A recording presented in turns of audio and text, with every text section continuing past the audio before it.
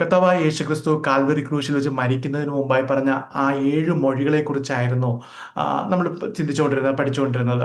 എന്നാൽ ക്രൂശിൽ തൂങ്ങിക്കിടന്നുകൊണ്ട് യേശു കർത്താവ് പറഞ്ഞ ആ 7 മൊഴികൾ എന്തൊക്കെയാണെന്ന് നമ്മൾ വിശദമായി തന്നെ കണ്ടിരുന്നു. അതല്ലെങ്കിൽ ഒറ്റ അത് വാക്കുകളിൽ കൂടെ വിവരിച്ചിരുന്നു. അതിനു കൂടാതെ ആദ്യത്തെ 5 മൊഴികൾ കഴിഞ്ഞ 3 ആഴ്ചകളിലെ ദൈവവിവരണത്തിലൂടെ നമ്മൾ വിശദമാക്കിയതൊക്കെ നിങ്ങളുടെ ഓർമ്മയിലുണ്ടാകുമല്ലോ. ആദ്യത്തെ മൊഴി നമ്മുടെ ഓരോരുത്തരുടെയും അറിയായ്മയുടെ കാലത്ത് സംഭവിച്ച പാപങ്ങൾക്ക് പരിഹാരത്തിന് വേണ്ടിയുള്ള ഒരു മഹാപുരോഹിതൻ എന്ന നിലയിലുള്ള ഒരു പ്രാർത്ഥനയായിരുന്നു. അതിങ്ങനെയായിരുന്നല്ലോ: പിതാവേ, ഇവർ ചെയ്യുന്നത് ഇന്നതെന്ന് അറിയായകൊണ്ട് ഇവരോട് ക്ഷമിക്കണമേ. ലൂക്കോസിന്റെ സുവിശേഷം 23-ാം അധ്യായത്തിന്റെ 34-ാമത്തെ വാക്യത്തിലാണ് നമുക്കിത് കാണാൻ കഴിയുന്നത്. ആ പ്രാർത്ഥന കേവലം തന്നെ ക്രൂശിക്കാനായി ഒളിഞ്ഞും തെളിഞ്ഞും പ്രവർത്തിച്ച യഹൂദ ജനത്തെയോ മത നേതൃത്വത്തെയോ അല്ലെങ്കിൽ റോമൻ ഭരണകൂടത്തെയോ മാത്രം ഉദ്ദേശിച്ചിട്ടുള്ളതല്ല എന്നുള്ളതും നമ്മൾ ആ ആഴ്ചകളിലൊക്കെ കണ്ടിരുന്നു. അത് ആദ്യം പാപം ചെയ്ത ആദാം മുതൽ കർത്താവിന്റെ രണ്ടാമത്തെ വരവിന് മുമ്പ് വരെ, അല്ലെങ്കിൽ കർത്താവിന്റെ രണ്ടാമത്തെ വരവ് വരെ ജനിക്കാൻ പോകുന്ന എല്ലാ, അല്ലെങ്കിൽ അവസാനത്തെ വ്യക്തി വരെ ഉൾക്കൊള്ളുന്ന സകല മനുഷ്യർക്കും വേണ്ടിയാണ് ആ പ്രാർത്ഥനയെന്ന് നമ്മൾ മനസ്സിലാക്കി. രണ്ടാമത് കർത്താവ് പറഞ്ഞത്: ഇന്ന് നീ എന്നോടുകൂടെ പർദീസയിലിരിക്കുമെന്ന് ഞാൻ സത്യമായി നിന്നോട് പറയുന്നു. ആദ്യത്തെ ആ പ്രാർത്ഥനയ്ക്ക് ഒരു ഫലമുണ്ട്. അതായത് കർത്താവ് കാൽവരി ക്രൂശിൽ മരിക്കുമ്പോൾ സകല പാപങ്ങളെ ക്ഷമിക്കണമെന്ന് പ്രാർത്ഥിക്കുമ്പോൾ തന്നെ ആ മഹാപുരോഹിത പ്രാർത്ഥനയുടെ ഫലത്തെ ലോകത്ത് കാണിച്ചു കൊടുക്കുന്നതാണ് ഈ മൊഴിയിലൂടെ സംഭവിക്കുന്നത്. അതായത് എത്ര മോശമായ സാഹചര്യത്തിലായിരുന്നാലും, ആ കള്ളന്റെ സാഹചര്യം നമുക്കറിയാമായിരുന്നു, അവന്റെ അവസ്ഥ നമുക്കറിയാമായിരുന്നു, അവന്റെ മേൽ ചുമത്തപ്പെട്ട കുറ്റം നമുക്ക് മനസ്സിലാക്കാൻ കഴിയും. അങ്ങനെ എത്ര മോശമായ സാഹചര്യത്തിലായിരുന്നാലും, എത്ര വൈകിയ സമയത്താണെങ്കിലും ഹൃദയം കൊണ്ട് നീതിക്കായി വിശ്വസിക്കുകയും വായ കൊണ്ട് രക്ഷയ്ക്കായി ഏറ്റുപറയുകയും ചെയ്യുന്ന ഏവരും ക്രിസ്തുവിലൂടെ നിത്യരക്ഷ പ്രാപിക്കുമെന്നുള്ള ഒരു ഉറപ്പാണ് ആ മൊഴിയിലൂടെ യേശു കർത്താവ് ലോകത്തിന് നൽകുന്നത്. നമ്മൾ അത് കണ്ടതാണല്ലോ. മൂന്നാമത് കർത്താവ് പറയുന്നത് യോഹന്നാനോട് പറയുന്ന വാചകമാണല്ലോ: സ്ത്രീയെ, ഇതാ നിന്റെ മകൻ, ഇതാ നിന്റെ അമ്മ. യോഹന്നാനോടും മറിയയോടും പറയുന്ന ആ വാക്കുകൾ ഒരു പുതിയ തലത്തിലേക്കുള്ള, ഒരു പുതിയ ബന്ധത്തിലേക്ക് അത് വിരൽ ചൂണ്ടുന്നതാണ്. അതായത് മരണശേഷം നിത്യതയിൽ ഉണ്ടാകാൻ പോകുന്ന പുതിയ ബന്ധത്തെയാണ് ആ മൊഴി സൂചിപ്പിക്കുന്നത്. മരണത്തോടുകൂടി ഈ ഭൂമിയിലെ രക്തബന്ധങ്ങളുടെ പ്രസക്തി നഷ്ടപ്പെടുമ്പോൾ അതിനേക്കാൾ ആഴമേറിയ ഒരു ആത്മീയ ബന്ധത്തെ യേശു കർത്താവ് നിത്യതയിൽ ഉണ്ടാകുമെന്നുള്ള കാര്യത്തെ വെളിപ്പെടുത്തുന്ന ആ മൊഴിയായിരുന്നല്ലോ. നമ്മൾ അതും ചിന്തിച്ചിരുന്നു. നാലാമത് കർത്താവ് പറഞ്ഞത് ഏലി ഏലി ലമ്മ ശബക്താനി എന്നുള്ള ആ വാക്യം, അത് നമ്മളെ രണ്ട് സുവിശേഷങ്ങളിൽ അതുകൊണ്ട് അതിന്റെ അർത്ഥങ്ങളൊക്കെ നമ്മൾ മനസ്സിലാക്കി. അതായത് ദൈവിക ത്രിത്വത്തിൽ നിന്നും ഒരിക്കലും മാറ്റി നിർത്താനാവാത്ത പുത്രനിൽ നിന്നും പിതാവ് ഒരു ചെറിയ സമയത്തേക്ക് മുഖം തിരിച്ചു എന്നത്, അതായത് നമ്മുടെ വിടുതലിന് വേണ്ടി. ഇന്ന് രാത്രി നമ്മൾ ഒത്തിരി പാട്ടുകൾ അതിനെ ചേർത്ത് പാടിയല്ലോ. അതിനുവേണ്ടി ദൈവം എന്ത് ചെയ്തു? കുറച്ച് സമയത്തേക്ക് പുത്രന്റെ മുഖത്ത് നിന്ന് മുഖം തിരിച്ച്, അല്ലെങ്കിൽ പുത്രനിൽ നിന്നുള്ള തന്റെ ശ്രദ്ധ തിരിച്ച് അല്പസമയത്തേക്ക് ഉപേക്ഷിച്ചു എന്നുള്ള ആ ഒരു സത്യം അവിടെ വെളിപ്പെടുത്തുന്നു. ആ വേർപാടിനെ നമ്മൾ കഴിഞ്ഞ ആഴ്ചകളൊക്കെ ചിന്തിച്ച പോലെ പൂർണ്ണ അർത്ഥത്തിൽ മനസ്സിലാക്കാനോ വിശദീകരിക്കാനോ ഒന്നും സാധ്യമല്ലെങ്കിൽ പോലും അത് നമ്മുടെ കർത്താവ് വളരെ വലിയ വേദനയോടുകൂടി നമുക്ക് വേണ്ടി അത് സഹിച്ചു എന്നുള്ളതൊക്കെ നമ്മൾ ചിന്തിച്ചു. പ്രിയമുള്ളവരെ, നമ്മുടെ രക്ഷ എത്ര വലുതെന്നും അതിനുവേണ്ടി എത്ര വലിയ വില കൊടുത്തു എന്നൊക്കെ ഗ്രഹിപ്പാൻ ആ ചിന്തകളൊക്കെ ധ്യാനിക്കുമ്പോൾ നമ്മുടെ ജീവിതത്തിൽ ഇടവരും. ആ ചിന്തകളൊക്കെ ഞാൻ പ്രിപ്പയർ ചെയ്യുന്നതുകൊണ്ടാണോ, ഞാൻ കഴിഞ്ഞ ചില ദിവസങ്ങളായിട്ട് അതിനു മുമ്പിൽ ഇരുന്നുകൊണ്ട് ഞാൻ പറഞ്ഞല്ലോ, ആദ്യമായി ഉപയോഗിച്ചാൽ ആ പാട്ടുകളൊക്കെ പാടി കേട്ടപ്പോൾ എൻ്റെ മനസ്സൊക്കെ ഒത്തിരി നിറയും, ഒത്തിരി സന്തോഷം കൊണ്ടും സങ്കടം കൊണ്ടും ഒക്കെ ഒരു യോഗ്യതയും ഇല്ല എന്നുള്ളതൊക്കെ ഓർക്കുമ്പോൾ അതൊക്കെ ഞാൻ ആ കാര്യത്തെയൊക്കെ ചേർത്ത് ഞാൻ ചിന്തിക്കാനിട വന്നു. പ്രിയമുള്ളവരെ, നമ്മളത് ധ്യാനിക്കുമ്പോൾ, അങ്ങനെയുള്ള പാട്ടുകളുടെ മുമ്പിലൊക്കെ നാം ഇരിക്കുമ്പോൾ ദൈവത്തിന്റെ വലിയ കൃപയെ അനുഭവിപ്പാൻ വളരെ നന്ദിയോടെ, വളരെ ആത്മസന്തോഷത്തോടുകൂടെ നമുക്ക് ദൈവത്തെ സ്തുതിക്കുവാനൊക്കെ നമ്മുടെ ജീവിതത്തിൽ വരുത്തും എന്നുള്ള കാര്യം ഓർക്കുക. ഇനി അഞ്ചാമത്തെ മൊഴി, അത് നമ്മൾ കാണുന്നത് ഈ മൊഴി അത് എനിക്ക് ദാഹിക്കുന്നു എന്നുള്ള ആയിരുന്നുള്ള അഞ്ചാമത്തെ മൊഴി. ഈ മൊഴി നമുക്ക് വേണ്ടി കർത്താവ് സ്വയം നിസ്സഹായനായി മാറുന്നു. നമുക്കറിയാം, കർത്താവിന്റെ കൽപ്പനയിൽ അതെല്ലാം സംഭവിക്കുന്നു. ലോകത്തിലുള്ള ഒത്തിരി അത്ഭുതങ്ങൾ നടന്നു, കാര്യങ്ങളൊക്കെ സംഭവിക്കുന്നുണ്ട്. എന്നാൽ കർത്താവ് അതിൻ്റെ ഒക്കെ മുന്നിൽ നിസ്സഹായനായി, സ്വയം നിസ്സഹായനായി, ഒന്നുമില്ലാത്തവനായി, സഹായം ഒന്നുമില്ലാത്തവനായി മാറുന്ന ആ അവസ്ഥയെ വെളിപ്പെടുത്തുന്നതാണ് ആ മൊഴി നമുക്ക് കാണിച്ചു തരുന്നത്. ക്രൂശിക്കപ്പെടുന്നതിന് മുമ്പായി പടയാളികൾ നൽകിയിരുന്ന ആ പാനീയം കുടിച്ചിരുന്നെങ്കിൽ ഒരുപക്ഷെ അർദ്ധബോധാവസ്ഥയിൽ തന്റെ ദാഹത്തെ വെളിപ്പെടുത്തുന്ന ഈ മൊഴി പോലും പറയാതെ മരണത്തിലേക്ക് പോകാൻ യേശുക്രിസ്തുവിന് കഴിയുമായിരുന്നു. എന്നാൽ അതൊന്നും ചെയ്യാതെ, അതായത് യേശുക്രിസ്തു തന്റെ മരണത്തിന് തൊട്ടു മുമ്പായി ഈ പ്രസ്താവന പറയുന്നതിലൂടെ ആ കാര്യം നമ്മളെ അറിയിക്കുകയാണ്. അത് നമ്മളെ ഓരോരുത്തരുടെയും പാപത്തിലുള്ള ശിക്ഷ അതിന്റെ പൂർണ്ണതയിൽ തന്നെ, അതായത് നമ്മുടെ പാപത്തിന്റെ ശിക്ഷ എങ്ങനെയെങ്കിലുമൊക്കെ അനുഭവിച്ചു തീർക്കുന്നു എന്നല്ല, അതിന്റെ പൂർണ്ണതയിൽ, അതിന്റെ മുഴുവൻ വേദനയും സഹിച്ചുകൊണ്ട് അനുഭവിച്ചു എന്നുള്ള കാര്യം ഏറ്റവും അവസാനം ഒന്ന് ഓർമ്മിപ്പിക്കുന്നതാണ് എനിക്ക് ദാഹിക്കുന്നു എന്നുള്ള പദം. അത് പരിശുദ്ധാത്മാവ് വേദപുസ്തകത്തിൽ രേഖപ്പെടുത്തിയിലൂടെ സംഭവിക്കുന്നത്. ഇനി ആറാമത്തെ മൊഴി നമ്മൾ ഇന്ന് ചിന്തിപ്പാൻ പോകുന്ന ആ മൊഴിയിലേക്ക് കടന്നു വരാം. ആറാമത്തെ മൊഴി ഇങ്ങനെയാണ് പറയുന്നത്: നിവൃത്തിയായി. യോഹന്നാന്റെ സുവിശേഷം 19-30 വാക്യത്തിലാണ് നമുക്ക് ഈ മൊഴി കാണാൻ കഴിയുന്നത്. യേശു കർത്താവ് ക്രൂശിൽ കിടന്ന സമയത്ത് തന്റെ ശരീരത്തിൽ നിന്നും വാർന്നുപോയ രക്തം കൊണ്ടുണ്ടായ ആ നിർജ്ജലീകരണത്തിന് ഒരു ശമനം വരുത്താനായി പടയാളികൾ നൽകിയ ആ പുളിച്ച വീഞ്ഞ് കുടിച്ച കാര്യം നമ്മൾ ചിന്തിച്ചിരുന്നല്ലോ. ആ വീഞ്ഞ് കുടിച്ച ശേഷം നിവൃത്തിയായി എന്ന് പറഞ്ഞുകൊണ്ട് തല ചായ്ച്ച്, സ്വന്തം തോളിൽ തല ചായ്ച്ച് ആത്മാവിനെ ഏൽപ്പിച്ചു കൊടുത്തു എന്നുള്ളത് നമുക്കറിയാം. ആ മരണ നിമിഷത്തിന്റെ ആ ചിത്രം അവിടെ, അതാണ് കർത്താവായ യേശുക്രിസ്തുവിന്റെ ആ മരണ നിമിഷം അല്ലെങ്കിൽ അവസാന നിമിഷത്തിന്റെ ആ ചിത്രമാണ് യോഹന്നാൻ സ്നാപകൻ ഇവിടെ നമുക്ക് മുമ്പായി നൽകുന്നത്. ഇതിന് സമാനമായ ഒരു വിശദീകരണം ലൂക്കോസിന്റെ സുവിശേഷത്തിലുമുണ്ട്. അവിടെ പറയുന്നത് ഇങ്ങനെയാണ്. 23-46 വാക്യത്തിൽ പറയുന്നു: യേശു അത്യുച്ചത്തിൽ, പിതാവേ, ഞാൻ എൻ്റെ ആത്മാവിനെ തൃക്കൈയിൽ ഏൽപ്പിക്കുന്നു എന്ന് നിലവിളിച്ച് പറഞ്ഞു. ഇത് പറഞ്ഞിട്ട് പ്രാണനെ വിട്ടു എന്നുള്ളതാണ്. അവിടെ നിവൃത്തിയ എന്നുള്ള പദം കാണുന്നില്ല, പക്ഷെ ഏറ്റവും അവസാനം പറഞ്ഞ മൊഴി അത് തന്നെയാണെന്ന് നമുക്ക് മനസ്സിലാക്കാൻ കഴിയുന്നുണ്ട്. യോഹന്നാന്റെ സുവിശേഷത്തിലും ലൂക്കോസിന്റെ സുവിശേഷത്തിലും കാണുന്ന ഈ രണ്ട് പ്രസ്താവനകളും ഒന്നിനു പുറകെ ഒന്നായി പറഞ്ഞിരിക്കുന്നതാണ്. ആ നിലയിൽ നമുക്ക് തന്നെ മനസ്സിലാക്കാൻ കഴിയും. യേശുക്രിസ്തുവിന്റെ ക്രൂശിലെ മൊഴികൾ നമ്മുടെ ആദ്യത്തെ പഠനത്തിൽ വിശദീകരിച്ചതുപോലെ ക്രമത്തിൽ പഠിക്കുമ്പോൾ ഏറ്റവും അവസാനം ഞാൻ എൻ്റെ ആത്മാവിനെ തൃക്കൈയിൽ ഏൽപ്പിക്കുന്നു എന്ന ആ മൊഴി പറയുന്നതിന് തൊട്ടു മുമ്പായി നിവൃത്തിയായി ഞാൻ പിതാവിന്റെ കയ്യിൽ ഏൽപ്പിക്കുന്നു. കാരണം ഇത് രണ്ട് പുസ്തകങ്ങളിൽ കിടക്കുന്നത് കൊണ്ട് നമുക്ക് അങ്ങനെ ഒരു കൺഫ്യൂഷൻ വരാം. ലൂക്കോസിന്റെ സുവിശേഷത്തിലാണ് നമ്മൾ ഈ മൊഴി കാണുന്നത്, പിതാവിന്റെ കയ്യിൽ ഏൽപ്പിക്കുന്നു എന്നുള്ള കാര്യം നമുക്ക് കാണാൻ കഴിയുന്നത്. അതുകൊണ്ട് ആ ഓർഡറിൽ നമുക്കതിനെ മനസ്സിലാക്കാൻ കഴിയുന്നു. ഇവിടെ എനിക്ക് ദാഹിക്കുന്നു എന്ന മൊഴി വിശദീകരിച്ച സമയത്ത് യേശുക്രിസ്തു ക്രൂശീകരണത്തിന് മുമ്പായി കയ്പ് കലർന്ന വീഞ്ഞ് കുടിപ്പാനായി നൽകിയാലും കുടിച്ചിരുന്നില്ല എന്ന് ഞാൻ പറഞ്ഞിരുന്നല്ലോ. അതിന്റെ കാരണം അതല്ലെങ്കിൽ യേശു കർത്താവ് അത് നിഷേധിച്ചത് പൂർണ്ണ ബോധത്തോട് പിതാവിന്റെ ഇഷ്ടം പൂർത്തീകരിക്കാനുള്ള ദൃഢനിശ്ചയത്തോടു കൂടി ആയിരുന്നു അങ്ങനെ ചെയ്തത് എന്നുള്ളത് നമ്മൾ ചിന്തിച്ചതാണ്. ഇവിടെ കർത്താവ് തന്റെ ശുശ്രൂഷ സമയത്ത് പറഞ്ഞിരിക്കുന്ന ഒരു വാചകം: എന്നെ അയച്ചവന്റെ ഇഷ്ടം ചെയ്ത് അവന്റെ പ്രവൃത്തി തികയ്ക്കുന്നത് തന്നെ എൻ്റെ ആഹാരം എന്ന് യോഹന്നാന്റെ സുവിശേഷം 4-34 പറഞ്ഞ ഒരു വേദഭാഗം നമുക്കറിയാം. ഞാനത് കൂടെ വിശദീകരിക്കുന്നില്ല. പക്ഷെ ആ പറഞ്ഞത് കൃത്യമായി തന്നെ കർത്താവായ യേശു ക്രിസ്തു ദൈവത്തിന്റെ, പിതാവാം ദൈവത്തിന്റെ ആ ഹിതം പൂർത്തീകരിക്കുന്നത്, അവന്റെ ഇഷ്ടം ചെയ്ത് പ്രവൃത്തി തികയ്ക്കുന്നത്, അതാണ് ആഹാരം എന്നുള്ള ആ നിലയിൽ ആ കർത്താവ് പ്രവർത്തിക്കുന്നത് നമുക്കവിടെ കാണാൻ കഴിയുന്നുണ്ട്. ഇനി നമ്മൾ ഒരു മരണത്തിന്റെ തൊട്ട് മുമ്പായുള്ള വാക്കുകളായതുകൊണ്ടാണല്ലോ നമ്മൾ ക്രൂശിൽ 7 മൊഴി എന്ന് പറഞ്ഞ് വളരെ പ്രസക്തി കൊടുത്ത് നമ്മളത് പഠിക്കുകയും ധ്യാനിക്കുകയും അതിന്റെ ആത്മീയ അർത്ഥങ്ങൾ കണ്ട് അതിനെ ധ്യാനിക്കാനൊക്കെ നമ്മൾ ഇടവരുത്തുന്നത്. സാധാരണ ആൾക്കാർ മരിക്കുമ്പോൾ വലിയ ഓർമ്മക്കുറവ് കാണിക്കാറുണ്ട്. നമുക്കറിയാം, നമ്മുടെ പല പ്രിയപ്പെട്ടവർ നമ്മൾ പല മരണങ്ങളൊക്കെ കണ്ടിട്ടുണ്ട്, അല്ലെങ്കിൽ മരണത്തെക്കുറിച്ച് നമ്മൾ കേട്ടിട്ടുണ്ട്. ആ സമയത്ത് ആൾക്കാർ മരിക്കുമ്പോൾ വലിയ ചില പ്രത്യാശയൊക്കെ മരിക്കുന്നതൊക്കെ ഉണ്ട്. ഞാൻ അതെല്ലാം കാണാതെയല്ല പറയുന്നത്. പക്ഷെ എന്നാൽ ഒത്തിരി ഓർമ്മക്കുറവ്, മറ്റേ അവർ ചെയ്തതിനെ കുറിച്ചോ കഴിഞ്ഞ കാലങ്ങളെ കുറിച്ചോ അതിനെക്കുറിച്ചോ ഒന്നും ഓർക്കുന്നില്ല. ഒരുപക്ഷെ പ്രത്യാശയിൽ അവരങ്ങ് മരിച്ചു പോവുകയാണ് ചെയ്തത്.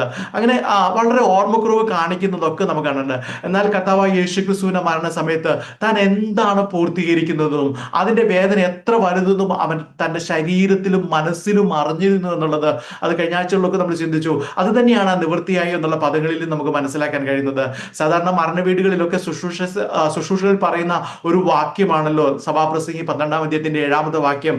നമ്മൾ കേട്ടിട്ടുള്ള ഒരു വാക്യമാണ്: പൊടി പണ്ട് ആയിരിക്കുന്നത് പോലെ ഭൂമിയിലേക്ക് തിരികെ ചേരും, ആത്മാവ് അതിനെ നൽകി ദൈവത്തിന്റെ അടുക്കിലേക്ക് മടങ്ങിപ്പോകും. എന്നാൽ യേശുക്രിസ്തുവിന്റെ മരണശേഷം കല്ലറയിൽ അടച്ച ആ ശരീരം സാധാരണയായി സംഭവിക്കുന്നത് പോലെ പൊടിയിലേക്ക് ചേർന്നില്ല. അത് നമുക്കറിയാം. 3-ാം ദിവസം ആ ശരീരത്തിലേക്ക് ആത്മാവും ജീവനും മടങ്ങി വന്നു. യേശുക്രിസ്തു ഉയർത്തെഴുന്നേറ്റു. അതാണ് അന്ന് സംഭവിച്ചത്. അതിന്റെ ആ ബലമാണല്ലോ, അതിന്റെ ആ വലിയ ശക്തിയാണല്ലോ, ആ ഒരു അത്ഭുത സത്യമാണല്ലോ നമ്മളെ ഓരോരുത്തരെയും ആ രക്ഷയ്ക്ക് യോഗ്യരാക്കി തീർത്തത്. അതുപോലെ തന്നെ ഈ വചനം സംസാരിക്കുവാനും ആ വലിയ പ്രത്യാശയിലൊക്കെ മുന്നോട്ട് പോകാനും ഒക്കെ നടത്തിയത് കർത്താവായ യേശു ക്രിസ്തു ഉയർത്തെഴുന്നേറ്റു എന്നൊരു വലിയ സത്യം അവിടെ നിലനിൽക്കുന്നത് കൊണ്ടാണല്ലോ.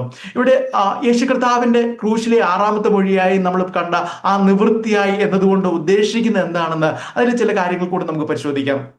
സാധാരണ ഒരു മനുഷ്യ ജീവിതത്തിന്റെ അവസാന സമയത്ത് ഇങ്ങനെ ഒരു പ്രസ്താവന പറഞ്ഞാൽ, അതായത് നമ്മൾ ചിലരൊക്കെ മരിക്കുമ്പോൾ എല്ലാം പൂർത്തിയായി, അല്ലെങ്കിൽ ഒക്കെ ഇനി മതിയായി എന്നൊക്കെ നമ്മൾ പറയുന്നതൊക്കെ ആ നിലയിലൊക്കെ പറയുന്ന വാക്കുകളൊക്കെ കേട്ടിട്ടുണ്ടാവും. അന്നേരം അങ്ങനെ ഒരു പ്രവൃത്തി അല്ലെങ്കിൽ അങ്ങനെ ഒരു വാക്ക് പറയുകയാണെങ്കിൽ അതിൽ നിന്ന് നമുക്ക് മനസ്സിലാക്കാൻ കഴിയുന്നത് അയാളുടെ കഷ്ടപ്പാടുകളെല്ലാം അവസാനിച്ചു, അല്ലെങ്കിൽ അയാളുടെ അതുവരെ ഉണ്ടായിരുന്ന ബുദ്ധിമുട്ടുകളൊക്കെ അവസാനിച്ചു, അല്ലെങ്കിൽ ജീവിതാവസാനം വരെ പുലർത്തിക്കൊണ്ടുവന്നിരുന്ന ശുഭപ്രതീക്ഷകളെല്ലാം അവസാനിക്കുന്നു. നമുക്കറിയാം, നമുക്കൊക്കെ വലിയ പ്രതീക്ഷകൾ, ലോകത്തിലുള്ള പല കാര്യങ്ങളെ കുറിച്ച്, പല ആഗ്രഹങ്ങളും പല പ്രതീക്ഷകളും ആത്മീയ ജീവിതത്തെ കുറിച്ചുണ്ട്, ലോകത്തിലെ പല കാര്യങ്ങളെ കുറിച്ചുണ്ട്. എന്നാൽ ദൈവഹിതം ഒക്കെ വേറെ ഒരു തലത്തിലായിരിക്കും അതുള്ളത്. എന്നാൽ നമ്മൾ അതിനെക്കുറിച്ചൊക്കെ വലിയ പ്രതീക്ഷയ്ക്ക് വേണ്ടി നമ്മൾ ആഗ്രഹിക്കുകയും അത് ഇന്നല്ലെങ്കിൽ നാളെ അത് പൂർത്തീകരിക്കും എന്നുള്ള രീതിയിലൊക്കെ ചിന്തിച്ച് വലിയ ശുഭപ്രതീക്ഷകളുമായി പോകുന്നവരാണ് മനുഷ്യരെല്ലാവരും. അന്നേരം ജീവിത അവസാനത്തിൽ വരുമ്പോൾ നമ്മുടെ പല പ്രതീക്ഷകളൊക്കെ നടന്നില്ല എന്ന് കാണുമ്പോൾ പ്രിയമുള്ളവരെ, അവർക്ക് കഴിഞ്ഞു, ഇനി അതിനൊന്നും ഒരു അവസരമില്ലല്ലോ എന്ന് പറഞ്ഞുകൊണ്ട് നിവൃത്തിയായി അല്ലെങ്കിൽ മതിയായി കഴിഞ്ഞു എന്ന് പറഞ്ഞ് സാധാരണ മനുഷ്യരെല്ലാം തങ്ങളുടെ ജീവിതത്തിൽ നിന്ന് വേർപെട്ട് പോകുന്നത് നമ്മൾ കാണാം. അല്ലെങ്കിൽ അങ്ങനെ ആ നിലയിൽ അത് അവസാനിക്കുന്നു എന്ന് നമുക്ക് മനസ്സിലാക്കാം. എന്നാൽ കർത്താവ് നിവൃത്തിയായി എന്ന് പറയുമ്പോൾ ബൈബിളിന്റെ അതിന്റെ ഗ്രീക്ക് തർജ്ജമകളിലേക്ക് വരുമ്പോൾ ആ നിവൃത്തിയായി എന്ന വാക്കിന് ഉപയോഗിച്ചിരിക്കുന്ന പദം ടെലിയോ എന്നുള്ളതാണ്. ടെക്കൽസ്റ്റ എന്നുള്ള വേറെ പദം നമുക്ക് അവിടെ കാണാൻ കഴിയുന്നുണ്ട്. പക്ഷെ ടെലിയോ എന്നുള്ള ഗ്രീക്ക് പദമാണ് അവിടെ ഉപയോഗിച്ചിരിക്കുന്നത് എന്നുള്ളത്. ഈ വാക്കുകൊണ്ട് അർത്ഥമാക്കുന്നത് ഒരു പ്രവൃത്തി അതിന്റെ അവസാനത്തിൽ എത്തിച്ചു, അല്ലെങ്കിൽ അത് പൂർത്തിയാക്കി, ഒരു പ്രവൃത്തിക്ക് വേണ്ടി വന്നു, ആ പ്രവൃത്തി മാത്രം പൂർത്തീകരിക്കുന്നുള്ളത്. നമ്മുടെ ജീവിതത്തിൽ പല കാര്യങ്ങളുണ്ട്, പല ആഗ്രഹങ്ങളുണ്ട്. അത് ചിലതൊക്കെ നടന്നു, ചിലതൊക്കെ പൂർത്തീകരിച്ചു, എന്നാൽ ഏറ്റവും അവസാനം ഓക്കെ മതിയായി തീർന്നു എന്നൊക്കെ പറയുന്ന പോലെ അല്ല. ഒരു പ്രവൃത്തി വന്നു, ആ പ്രവൃത്തിക്ക് വേണ്ടി മാത്രം കോൺസെൻട്രേറ്റ് ചെയ്തു, ആ പ്രവൃത്തി പൂർത്തീകരിച്ചു, അത് ഏറ്റവും പെർഫെക്റ്റ് ആയി പൂർത്തീകരിച്ചു. ആ നിലയിലാണ് കർത്താവ് അതിനെ നമുക്ക് കാണാൻ, കർത്താവ് അതിനെ അല്ലെങ്കിൽ നിവൃത്തിയായ എന്ന പദത്തിലൂടെ കർത്താവ് മനസ്സിലാക്കാൻ, അല്ലെങ്കിൽ അത് ആ നിലയിൽ നമുക്ക് മനസ്സിലാക്കാൻ കഴിയുന്നത്. 19-ാം അധ്യായത്തിന്റെ 28-ാം വാക്യത്തിൽ സൂചിപ്പിക്കുന്നുണ്ട്. യോഹന്നാന്റെ സുവിശേഷത്തിലെ 19-ാം അധ്യായത്തിന്റെ 28-ാം വാക്യത്തിൽ പറയുന്നുണ്ട്. അതിന്റെ ആ വാക്യം ഞാനൊന്ന് വായിക്കാൻ ആഗ്രഹിക്കുന്നു. യോഹന്നാന്റെ സുവിശേഷം 19-ാം അധ്യായത്തിന്റെ 28-ാമത്തെ വാക്യം ഇങ്ങനെയാണ് പറയുന്നത്: അതിന്റെ ശേഷം സകലവും തികഞ്ഞിരിക്കുന്നു എന്ന് യേശു അറിഞ്ഞിട്ട്, നോക്കുക, സകലവും തികഞ്ഞിരിക്കുന്നു എന്ന് യേശു അറിഞ്ഞിട്ട് തിരുവഴുത്ത് നിവൃത്തിയാകും വണ്ണം എനിക്ക് ദാഹിക്കുന്നു എന്ന് പറഞ്ഞു. അന്നേരം സകലതും തികഞ്ഞിരിക്കുന്നു. കർത്താവ് തന്നെ അത് അറിഞ്ഞു. കർത്താവ് എന്തെല്ലാമാണ്, ഏതെല്ലാം നിയോഗങ്ങളാണ്, അതെല്ലാം പൂർത്തീകരിച്ചു എന്ന് കർത്താവ് അറിഞ്ഞിട്ട് ആ നിലയിലാണ് അത് മുന്നോട്ട് പോകുന്നതെന്ന് ആ തിരുവചനം തന്നെ അവിടെ സാക്ഷ്യപ്പെടുത്തുന്നുണ്ട്. യേശുക്രിസ്തുവിന്റെ മരണം സംഭവിക്കുന്നതിന് മുമ്പ് തന്നെ യേശു കർത്താവിന് അതിന്റെ പൂർത്തീകരണത്തെ കുറിച്ച് മനസ്സിലായിരുന്നു, അല്ലെങ്കിൽ അറിഞ്ഞിരുന്നു എന്ന് മനസ്സിലാക്കാം. കർത്താവിന്റെ സർവ്വജ്ഞാനത്തെ ഒന്ന് മാറ്റി നിർത്തിയിട്ടല്ല ഞാൻ പറഞ്ഞത്. ആ മനുഷ്യൻ എന്ന നിലയിൽ അത് പൂർണ്ണമായി പൂർത്തീകരിച്ചു എന്നുള്ള ആ കാര്യമാണ് ഇവിടെ ഈ വാക്കുകളിലൂടെ, ഈ വാക്യങ്ങളിലൂടെ നമുക്ക് മനസ്സിലാക്കാൻ കഴിയുന്നത്.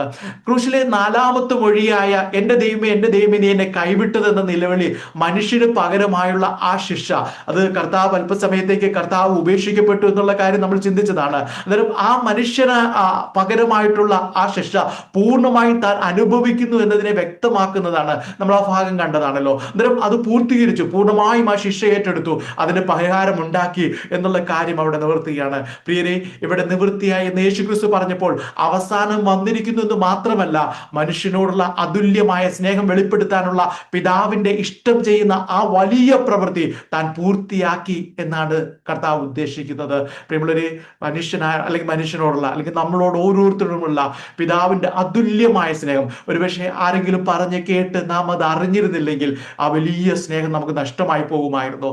ആ വലിയ സ്നേഹം വെളിപ്പെടുത്തുവാനായി, അതായത് അത്രയും വലിയ സ്നേഹം നമുക്ക് വേണ്ടി ഒരുക്കി വെച്ച്, അത്രയും വലിയ വില കൊടുത്ത് ദൈവം ഒരുക്കിയ ആ വലിയ സ്നേഹം അത് വെളിപ്പെടുത്താനായി, അത് പ്രകടിപ്പിക്കാനായി പിതാവിന്റെ ഇഷ്ടം ചെയ്യുന്ന ആ വലിയ പ്രവൃത്തി, നല്ല പ്രവൃത്തി പൂർത്തിയാക്കി എന്നാണ് കർത്താവ് ഈ നിവൃത്തിയായ എന്ന പദങ്ങളിലൂടെ ഉദ്ദേശിക്കുന്നത്. 3.5 വർഷങ്ങൾക്ക് മുമ്പ് നമ്മളൊന്ന് തിരിഞ്ഞു ചിന്തിക്കുകയാണെങ്കിൽ, മുമ്പ് അധികം ആരുടെയും ശ്രദ്ധയിൽപ്പെടാതെ യോഹന്നാന്റെ അടുക്കൽ വന്ന യേശുക്രിസ്തുവിനെ നോക്കി യോഹന്നാൻ സ്നാപകൻ വിളിച്ചു പറഞ്ഞത് ഇങ്ങനെയായിരുന്നു: ഇതാ ലോകത്തിന്റെ പാപം ചുമക്കുന്ന ദൈവത്തിന്റെ കുഞ്ഞാട് എന്നാണ്. അതാണ് ഇവിടെ നിവൃത്തിയായത്. നിവൃത്തിയായ എന്ന പദം എന്ന് പറയുമ്പോൾ ആ പാപം ചുമന്നൊഴിക്കുന്ന ആ പ്രവൃത്തി അവിടെ നിവൃത്തിയാക്കി. ആ പൂർത്തിയാക്കലിൽ പിതാവ് പുത്രനെ ഏൽപ്പിച്ച ഒരു വലിയ ദൗത്യം പൂർത്തീകരിച്ചു എന്ന അർത്ഥത്തിൽ മാത്രം അതിനെ കാണരുത്. കുറച്ചുകൂടെ അതിന് ആഴമുണ്ട്, കുറച്ചുകൂടെ അർത്ഥമുണ്ട്. നമ്മളൊരു ഒരാളെ ഒരു കാര്യം ഏൽപ്പിച്ചു, ആ കാര്യമൊക്കെ അത് നന്നായി ചെയ്തു, മടങ്ങി വന്നു, ആ ഒരു അർത്ഥത്തിൽ മാത്രം അത് പൂർത്തീകരിച്ചു എന്നുള്ളത് മാത്രമല്ല, അവിടെ ഒത്തിരി കാര്യങ്ങൾ അവരോട് ചേർന്ന് സംഭവിക്കും നമുക്ക് കാണുന്നുണ്ട്. പഴയ നിയമ കാലഘട്ടത്തിലേക്ക് നമ്മൾ നോക്കുമ്പോൾ പുരോഹിതന്മാർ പാപപരിഹാരത്തിന് വേണ്ടി നിരന്തരം യാഗങ്ങൾ നടത്തിയിരുന്നു. ദേവാലയത്തിൽ യാഗങ്ങൾ ചെന്നിരുന്നു. ഓരോരുത്തരും അവരുടെ കുറ്റബോധത്തിനനുസരിച്ച്, പാപബോധത്തിനനുസരിച്ച് യാഗവസ്തുക്കളുമായി ദേവാലയത്തിലേക്ക് വരുമായിരുന്നു. പുരോഹിതന്മാർ അതെല്ലാം എടുത്ത് യാഗം കഴിച്ച് അവർക്ക് വേണ്ടി പ്രാർത്ഥിക്കുകയും അവർക്ക് വേണ്ടി മധ്യസ്ഥ അണയ്ക്കുകയും ഒക്കെ ചെയ്യുമായിരുന്നു. എന്നാൽ ആ പുരോഹിതന്മാർ നടത്തിക്കൊണ്ടിരുന്ന എല്ലാ യാഗങ്ങൾക്കും ഒരു പൂർത്തീകരണം വന്ന് സംഭവിക്കുകയാണ്. അന്ന് ആ യാഗങ്ങൾക്ക് ഒരു സ്റ്റോപ്പ് വന്നിട്ട് ഒരു സമ്പൂർണ്ണ യാഗം കൊണ്ട് അതിനെല്ലാം ഒരു അറുതി വരുത്തുകയായിരുന്നു, ഒരു നിവൃത്തീകരണം സംഭവിക്കുകയാണ്. പറയുകയാണ്. ഇനി രണ്ടാമത് പറയുകയാണെങ്കിൽ മനുഷ്യന് ഒരു വിധത്തിലും കൊടുത്തു തീർക്കാനാവാത്ത പാപത്തിന്റെ മുഴുവൻ കടവും കർത്താവായ യേശു ക്രിസ്തു കൊടുത്തു തീർത്തു എന്നുകൂടി അതിനർത്ഥമുണ്ട്. മുഴുവനും കൊടുത്തു തീർത്തു. അതായത് മനുഷ്യന് അവൻ നമ്മൾ ചിന്തിച്ചാണ് പല പല ക്ലാസ്സുകളിൽ ഈ പ്ലാറ്റ്ഫോമിൽ തന്നെ നമ്മൾ ചിന്തിച്ചിട്ടുണ്ട്. നിരന്തര യാഗങ്ങൾ കഴിക്കുമ്പോൾ ഒരു യാഗം പഴയ നിയമത്തിൽ ഒരു യാഗം കഴിച്ച് ആ യാഗത്തിന്റെ അത് യാഗവസ്തു ദഹിച്ച് ചാരം അല്ലെങ്കിൽ ആ പുക കെട്ടടങ്ങി തീരുന്നതിന് മുമ്പേ പിന്നെയും പാപബോധം കൊണ്ട് അങ്ങനെ തിരിഞ്ഞ് നിന്ന പാപബോധം കൊണ്ട് അതിന്റെ ഭാരം പേറിയിരുന്ന ആ മനുഷ്യന്റെ സകല പാപങ്ങളും അതെല്ലാം അതിന്റെ കടങ്ങൾ മുഴുവനും കർത്താവ് കൊടുത്തു തീർത്തു എന്ന ആ അർത്ഥം കൂടെ നമുക്ക് കാണാൻ കഴിയുന്നുണ്ട്. ഇനി നമ്മൾ ലോകത്തിലെ ഭരണാധികാരികളുമായിട്ട് കമ്പയർ ചെയ്യുമ്പോൾ ലോകത്തിലെ ഏതൊരു ഭരണാധികാരിയും തന്റെ മരണത്തോടുകൂടി പരാജയപ്പെടുകയാണെന്നുള്ളത് നമുക്കറിയാം. അല്ലെങ്കിൽ അതോടുകൂടി അവരുടെ അവസാനം അല്ലെങ്കിൽ ആ മരണത്തോടുകൂടി ഒരു വിധത്തിൽ ഒരു പരാജയമാണ്. അതോടുകൂടി അല്ലെങ്കിൽ ആ മരണത്തോടുകൂടി അവനുണ്ടായിരുന്ന അധികാരങ്ങൾ നഷ്ടപ്പെടുന്നു. അല്ലെങ്കിൽ അധികാരങ്ങൾ ഒരുപക്ഷെ അവന്റെ അവകാശികൾക്ക് കൈമാറ്റം ചെയ്യപ്പെടുന്നു. നമുക്കതെല്ലാം കാണാൻ കഴിയുന്നുണ്ട്. എല്ലാ രാജ്യങ്ങളിലും എല്ലാ സ്ഥലങ്ങളിലും ഒക്കെ അവരുടെ അധികാരങ്ങൾ നഷ്ടപ്പെട്ടു പോകുന്ന രാജാക്കന്മാരുടെ അധികാരങ്ങളൊക്കെ നഷ്ടപ്പെട്ടു പോകുന്നതും അവരുടെ മരണത്തോടുകൂടി പിന്നെ അവർ ഒന്നുമില്ലാതായി തീരുകയാണ്. എന്നാൽ രാജാവും മിശിഹുമായ യേശു കർത്താവിന്റെ കാര്യത്തിൽ അങ്ങനെയല്ല സംഭവിക്കുന്നത്. അവിടെ പറയുന്നുണ്ട്, നമുക്കറിയാം ഒരു വാക്യം നമുക്ക് അതിനോട് ചേർത്ത് വായിക്കാം. യോഹന്നാന്റെ സുവിശേഷം 12-ാം അധ്യായത്തിന്റെ 33, 31, 32 വാക്യങ്ങൾ ഇങ്ങനെ പറയുന്നുണ്ട്.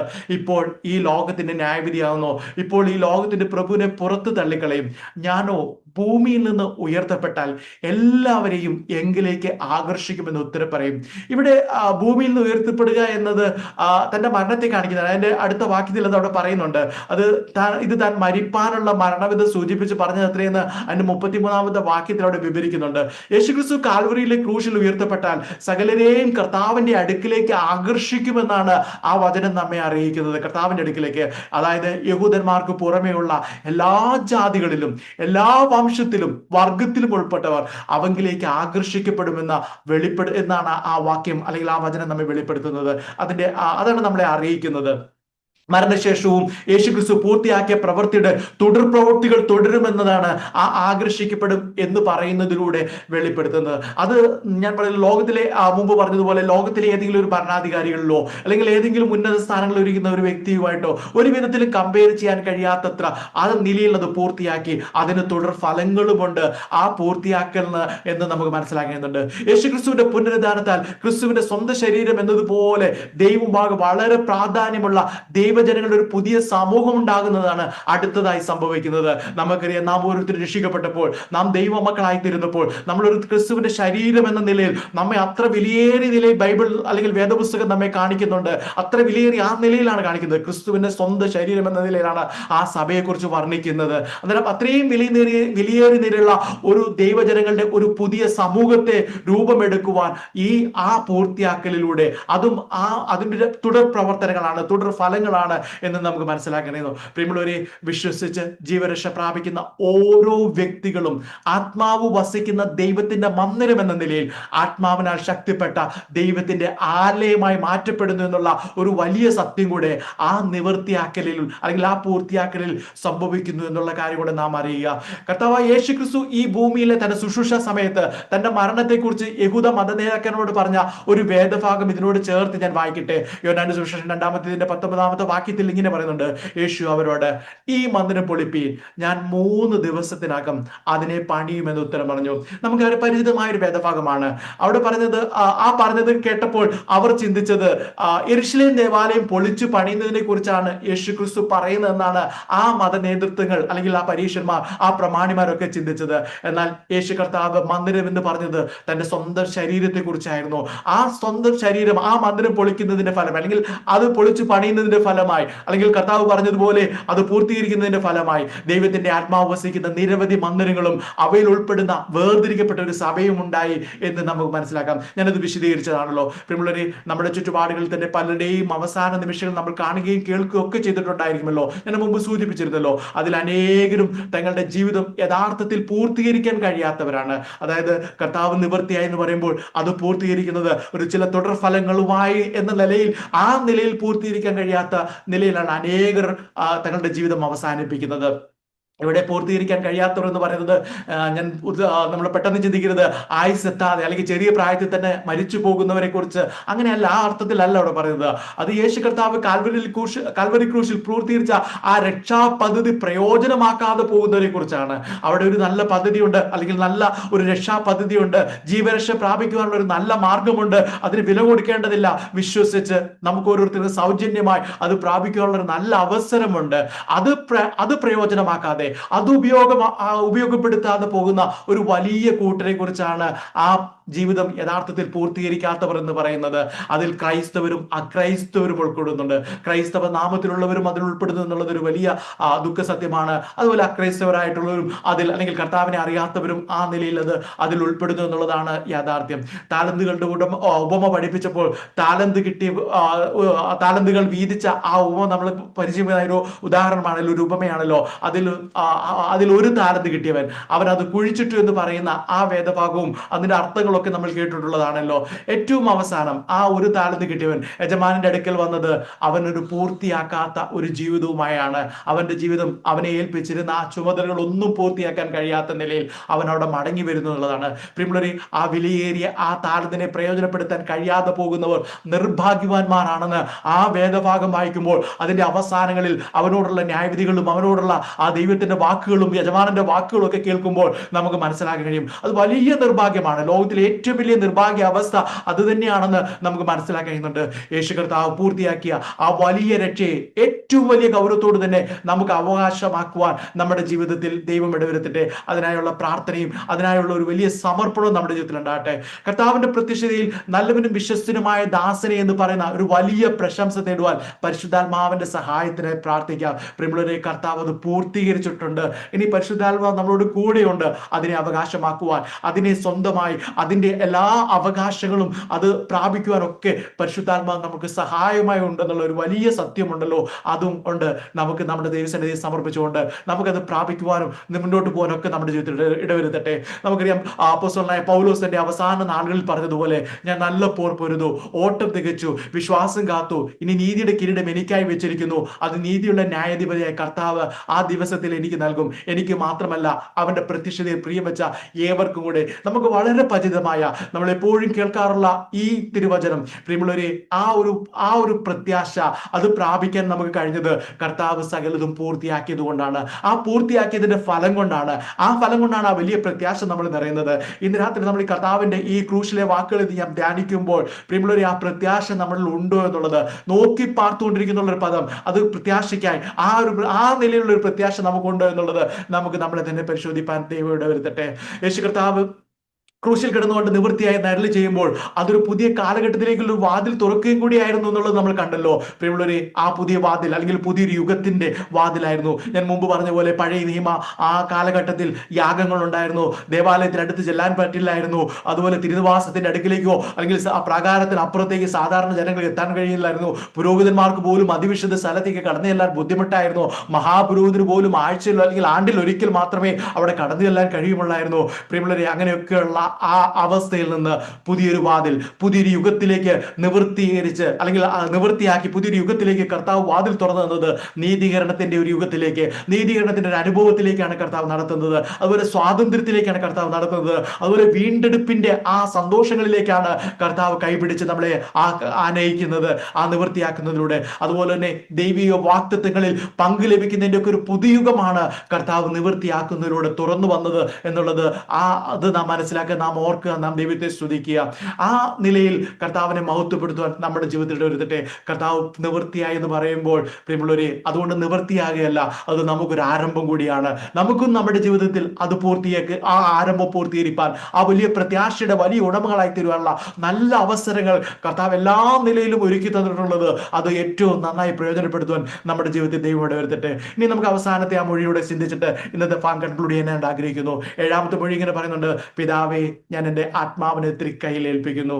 ഏറ്റവും അവസാനം അതൊരു കർത്താവിന്റെ ഒരു സമർപ്പണമാണ്. അവിടുന്ന് ഒരു ഒഴിഞ്ഞു പോകൽ എന്ന് പോലെ ഭൂമിയിലുള്ള ആ ജീവിതത്തിൽ നിന്നുള്ള അതിൽ ഒഴിഞ്ഞു പോകൽ എന്ന് പറയുമ്പോൾ കർത്താവ് തീർന്നു പോകുകയല്ല. കർത്താവ് പിന്നെ മൂന്നാം നാൾ ഉയർത്തെഴുന്നേറ്റ് വീണ്ടും ശിഷ്യന്മാരെ ധൈര്യപ്പെടുത്തുന്ന ഈ കാര്യങ്ങളൊക്കെ ഉണ്ട്. എന്നാൽ ആ പൂർത്തീകരിക്കുന്ന തന്നെ ഏൽപ്പിച്ചിരിക്കുന്ന ഉദ്യമം തീർത്ത് അവിടുന്ന് ആ പൊസിഷനിൽ നിന്ന് മാറുന്നത് പോലെ കർത്താവിന്റെ കരത്തിൽ കർത്താവ് പിതാവിനോട് പറയുകയാണ്, പിതാവേ ഞാൻ എൻ്റെ ആത്മാവിനെ തൃക്കൈയിൽ ഏൽപ്പിക്കുന്നു. ഇത് ലൂക്കോസ് സുവിശേഷം 23-ാം അധ്യായത്തിന്റെ 46-ാമത്തെ വാക്യത്തിലാണ് ഈ അവസാന മൊഴി നമുക്ക് കാണുന്നത്. ക്രൂശിൽ വെച്ച് പറഞ്ഞ ഈ 7 മൊഴികളുടെ സമയക്രമം പരിശോധിക്കുമ്പോൾ ഏറ്റവും അവസാനം പറഞ്ഞ പ്രസ്താവന ഇതാണ്.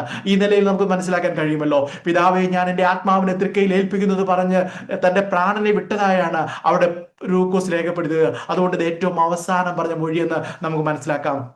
നമുക്കറിയാം അതിന് തൊട്ട് മുമ്പുള്ള അതിന്റെ സാഹചര്യങ്ങളും അല്ലെങ്കിൽ ചരിത്രങ്ങളും നമ്മൾ പരിശോധിക്കുമ്പോൾ അന്ന് 6 മണി മുതൽ 9 മണി വരെ, അതായത് ഉച്ചയ്ക്ക് 12 മണി മുതൽ 3 മണി വരെ ആ ദേശത്തെങ്ങും ഇരുട്ട് വ്യാപരിച്ചു എന്നുള്ളത് അവിടെ രേഖപ്പെടുത്തിയിട്ടുണ്ട്. പ്രിയമുള്ളവരെ, അവിടെ സകലത് നിവൃത്തിയാക്കിയത് പിതാവ് അംഗീകരിച്ചു എന്നതിന്റെ പ്രത്യക്ഷ അടയാളമായി ആ വലിയ ദേവാലയത്തിലെ തിരശ്ശീല 2ആയി മേൽത്തൊട്ട് അടിവരെ ചീന്തിപ്പോയി എന്നും നമുക്ക് അവിടെ കാണാൻ കഴിയുന്നുണ്ട്. അത് ദൈവത്തിന്റെ അപ്രൂവൽ ആയിരുന്നു. അത് സകലത് നിവൃത്തിയായി എന്ന് പറഞ്ഞ് അവിടേക്കുള്ള പുതിയ യുഗത്തിന്റെ കാര്യങ്ങളൊക്കെ ഞാൻ പറഞ്ഞ് ഓർക്കുന്നുണ്ടല്ലോ. അതിനോട് ചേർത്ത് നമുക്ക് തന്നെ മനസ്സിലാക്കാൻ കഴിയുമല്ലോ.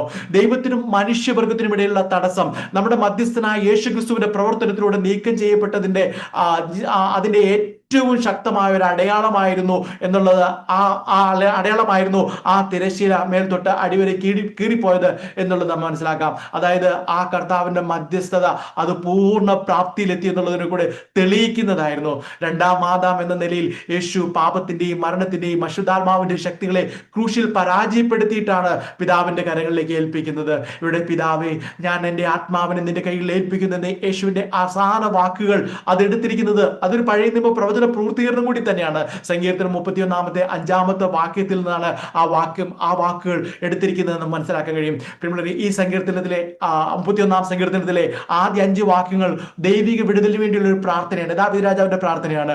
ദൈവിക വിടുതലിന് വേണ്ടിയുള്ള ഒരു പ്രാർത്ഥനയാണ് നമുക്ക് കാണുന്നുണ്ട്. ദൈവത്തിന്റെ കൈകൾ വലിയ ശക്തിയെ പ്രതിനിധീകരിക്കുന്നതിനാൽ ആ ദൈവത്തിന്റെ ആ ശക്തി പ്രവർത്തിക്കേണ്ടതിനാൽ, അല്ലെങ്കിൽ ദൈവത്തിന്റെ കരം എന്ന് പറയുമ്പോൾ ദൈവത്തിന്റെ കരം ഞങ്ങൾക്ക് വേണ്ടി പ്രവർത്തിക്കണം എന്ന് പറയുമ്പോൾ വലിയ ശക്തിയുള്ള പ്രവർത്തിക്കാൻ കഴിവുള്ള ഒരു കരം എന്നുള്ള നിലയിലാണ് നാം അതിനെ മനസ്സിലാക്കുന്നത്. ആ നിലയിലാണ് ആ നിലയിലാണ് കർത്താവും പ്രാർത്ഥിക്കുന്നത്. ദാവീദും ആ നിലയിലാണ് ആ വാക്കുകളോട് ഉച്ചരിക്കുന്നത് എന്ന് കാണുന്നുണ്ട്. ആ യേശു കർത്താവ് ആ ദൈവത്തിന്റെ കരങ്ങളിലേക്ക് തന്നെ സമർപ്പിക്കുന്നതാണ് അവിടെ നമുക്ക് മനസ്സിലാക്കുന്നത്. ഇവിടെ ദൈവത്തിന്റെ കൈകളിൽ യേശു സമർപ്പിക്കുന്നത് അവന്റെ സ്വന്തം ആത്മാവിനെയാണ്. എൻ്റെ ആത്മാവിനെയാണ് നിന്റെ കരങ്ങളിൽ ഏൽപ്പിക്കുന്നു പറയുന്നത്. അത് അവന്റെ മുഴുവൻ വ്യക്തിത്വത്തെ തന്നെയാണെന്ന് നമുക്ക് മനസ്സിലാക്കാം. ആത്മാവിനെ ഏൽപ്പിക്കുമ്പോൾ ജീവനും അതിനോടൊപ്പം ജീവനുമുണ്ട്. അതുകൊണ്ട് നമ്മുടെ വ്യക്തിത്വം പൂർണ്ണമായി അല്ലെങ്കിൽ ആ നിലയിൽ മുഴുവനായിട്ട് ദൈവത്തിന്റെ കരത്തിലേക്ക് ഏൽപ്പിക്കുകയാണ്. പിന്നീട് പിതാവാണ് 3-ാം ദിവസം യേശുവിനെ ഉയർപ്പിച്ചത് എന്നുള്ളത് വചനം നാം സാക്ഷീകരിക്കുന്നുണ്ടല്ലോ.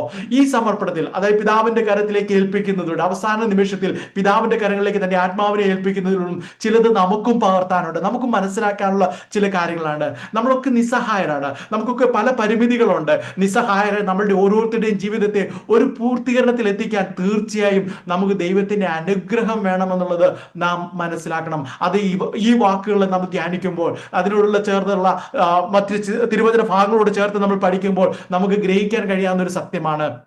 സങ്കീർത്തനങ്ങളിൽ ഇങ്ങനെ ഒരു വാക്യമുണ്ട്.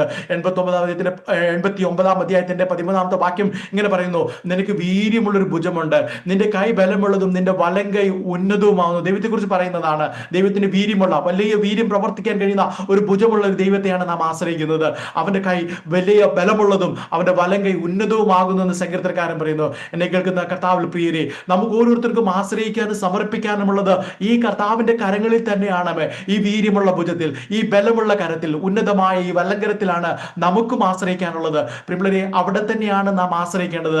പത്രോസ് തന്റെ ലേഖനത്തിൽ ഇങ്ങനെ പറയുന്നുണ്ട്, അതുകൊണ്ട് ദൈവേഷ്ടപ്രകാരം കഷ്ടം സഹിക്കുന്നവർ നന്മ ചെയ്തുകൊണ്ട് തങ്ങളുടെ പ്രാണന വിശ്വസ്തനായ സൃഷ്ടാവിൽ വരവേൽപ്പിക്കട്ടെ എന്ന് പറയുന്ന ആ വാക്യം, 4-ാമത്തെ 19-ാമത്തെ വാക്യം, അതിന്റെയൊക്കെ അർത്ഥമാക്കുന്നത് നാമും ദൈവത്തിൽ ആശ്രയിക്കണം എന്നുള്ള, അല്ലെങ്കിൽ ദൈവത്തിന്റെ കരത്തിൽ നമ്മെ തന്നെ വരവേൽപ്പിക്കണം എന്നുള്ള ആ ഒരു വലിയ ചിന്ത തന്നെയാണ്.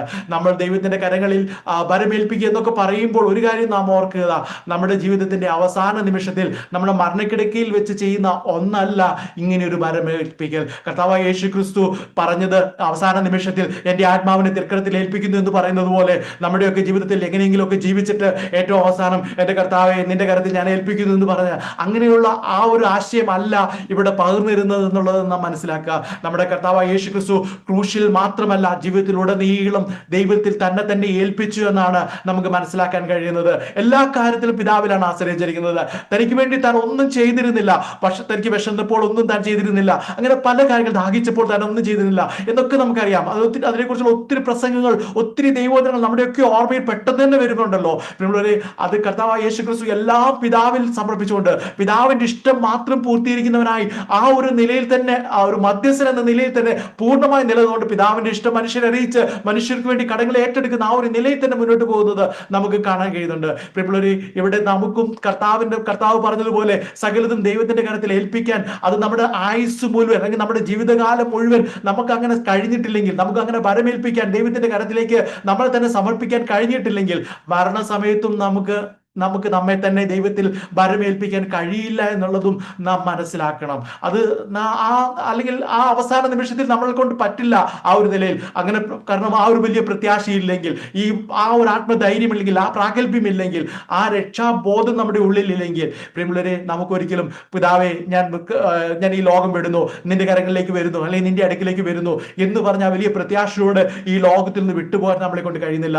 അതുകൊണ്ട് നമ്മുടെ ജീവിതത്തിൽ ഉടനീളം നമ്മുടെ സകല കാര്യങ്ങളും ദൈവത്തിൽ തന്നെ സമർപ്പിച്ചുകൊണ്ട്, ദൈവത്തിൽ തന്നെ ഭരമേൽപ്പിച്ചുകൊണ്ട് മുന്നോട്ട് പോകാൻ നമ്മുടെ ജീവിതത്തിൽ വരട്ടെ. പ്രിയമുള്ളവരെ, നാം ഓർക്കേണ്ടത് അല്ലെങ്കിൽ മനസ്സിലാക്കേണ്ടത് മറ്റൊരു കാര്യം, സ്വർഗസ്ഥനായ ദൈവം ഈ ലോകത്തിൽ ഏറ്റവും വലിയതായി കാണുന്നത് മനുഷ്യനിലെ ആത്മാവിനെയാണ്. നമുക്കറിയാം, ഈ മനുഷ്യനിലുള്ള അവൻ രക്ഷിക്കപ്പെട്ട ജീവരക്ഷ പ്രാപിച്ച ഭക്തന്മാരുടെ ആത്മാവിനെ ഒഴിച്ച് ബാക്കിയുള്ള സകല ചരാചരങ്ങളെയും ഭൂമിയെയും ഒക്കെ പ്രകൃതിയും ഈ പറയുന്ന സൗരയൂഥ ഇതൊക്കെ നശിപ്പിക്കപ്പെടാനുള്ളതാണെന്ന് നമുക്കറിയാം. അന്ത്യനാളുകളിൽ അതെല്ലാം സംഭവിക്കുന്നുണ്ട്. ഇതിലൊക്കെ ഏറ്റവും വിലയേറിയതായി കാണുന്നത്, ഏറ്റവും മുത്തായി കാണുന്നത്, അത് ഏറ്റവും വലിയ നിധിയായി കാണുന്നത് മനുഷ്യനിലെ ആ ആത്മാവിനെ മാത്രമാണെന്നുള്ളത് നാം അറിയാം.